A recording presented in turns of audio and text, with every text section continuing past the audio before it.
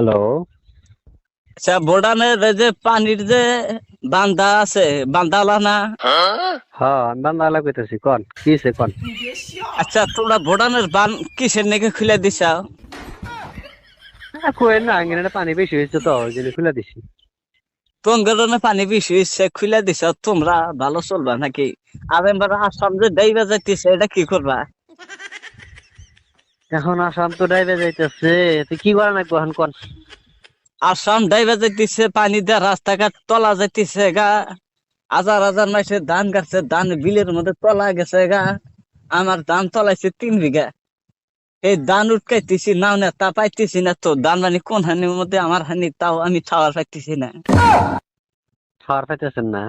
না, বুড়ি মানুষ, আমি তো উঠকাইতেছি পাইতেছি না। তাহলে এখন কি করা লাগবো হেডা কোন সে দেখি। পানি কমা, আজকে দিনের মধ্যে পানি কমা দাও, ফুকা দাও একবারে। পানি কমান লাগবো? পানি কমান রাখবো। তাহলে আমি এক কাম করি, কি করবে?